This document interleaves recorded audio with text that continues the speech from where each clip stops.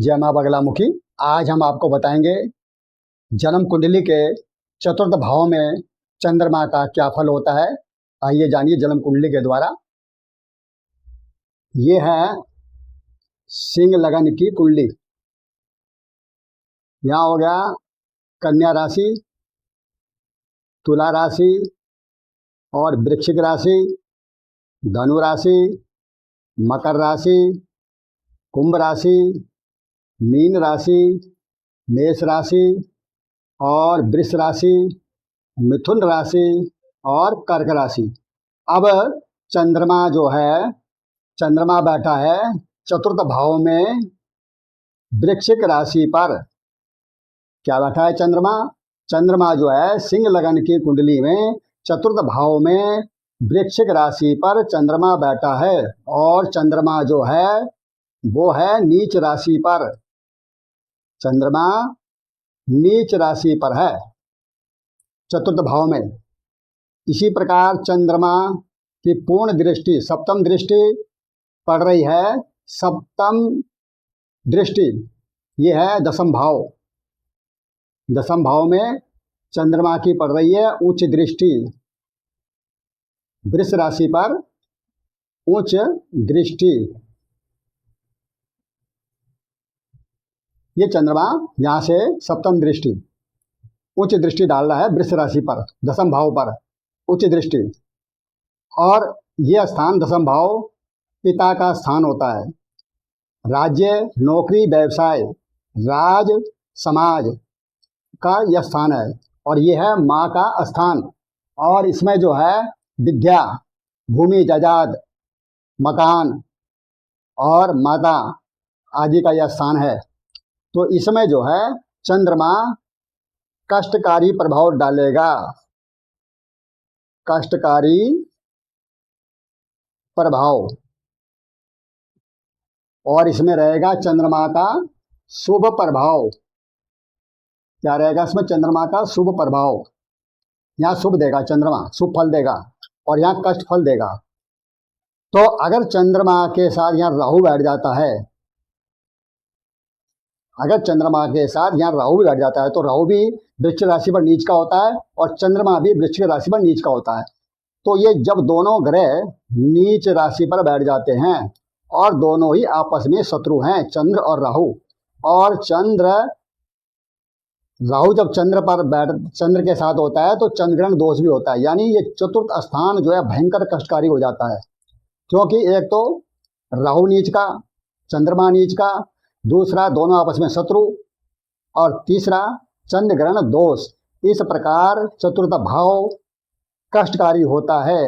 अब आपको आगे ये बताएंगे, हम समझाएंगे कि चतुर्थ भाव का संबंध किन किन विषयों पर होता है और कौन कौन से रोग होते हैं। इसी प्रकार दसम भाव में उच्च दृष्टि है तो इसके बारे में भी हम आपको समझाएंगे कि यहाँ पर क्या लाभ मिलता है।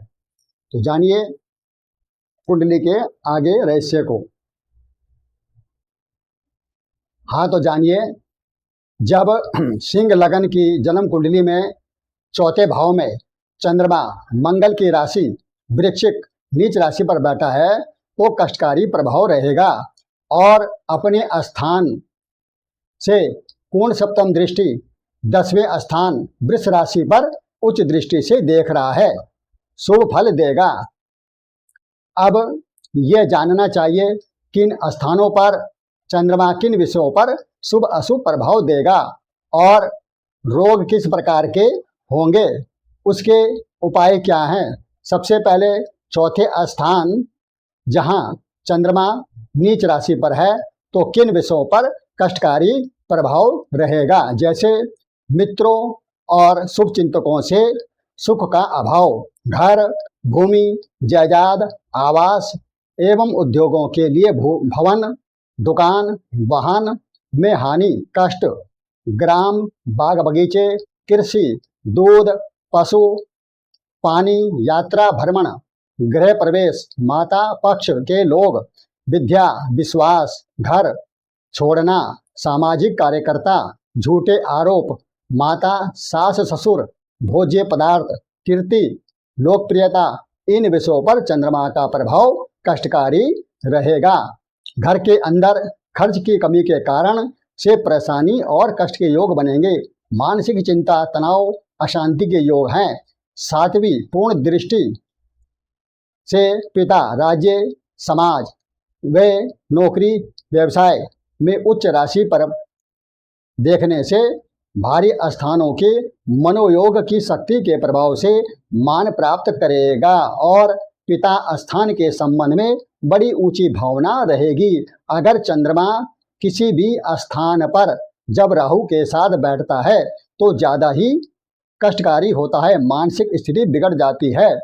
चंद्रग्रहण दोष का भी प्रभाव अति कष्टकारी रहता है। चंद्रमा के कमजोर होने पर धन भी कम हो जाता है। मानसिक परेशानी, परिवार में क्लेश, अपने ही लोगों से दुश्मनी, उदासीनता, बासी भोजन, किसी बड़े व्यक्ति से दुश्मनी और उसके कारण उदासीनता और उद्वेग, माता को कष्ट होता है। वात कफ बिगड़ जाने से स्वास्थ्य खराब होता है।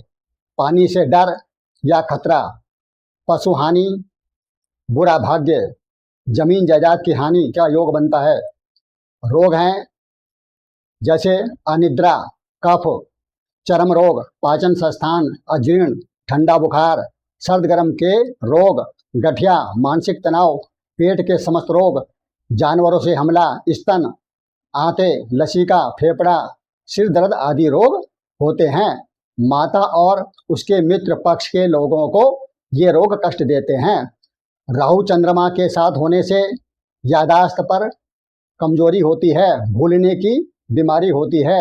उपाय जाने, आप हमेशा सोमवार को शिवलिंग पर गाय का कच्चा दूध चढ़ाएं और शाम के समय हमेशा चंद्रदेव की पूजा करें और दूध, चावल आदि का दान किसी वृद्ध महिला को शाम के समय करें। चंद्र उदय पर शिव पूजा, चालीसा, आरती करें, हमेशा लाभकारी होगा। क्योंकि सोमवार चंद्रमा का दिनवार है। चंद्रमा की दशा 10 वर्ष की होती है और 10 वर्ष तक ये चंद्रमा कष्टकारी होता है। इसीलिए सोमवार को ही सफ़ेद चीज़ों का दान करना चाहिए। दान किसको करेंगे? वृद्ध महिला को। इसी प्रकार कुंडली के प्रत्येक स्थान में आपको हर ग्रह की जानकारी देते रहेंगे।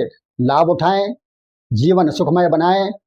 वीडियो देखकर सब्सक्राइब जरूर करें, लाइक करें, शेयर भी करें। जय मां बगलामुखी।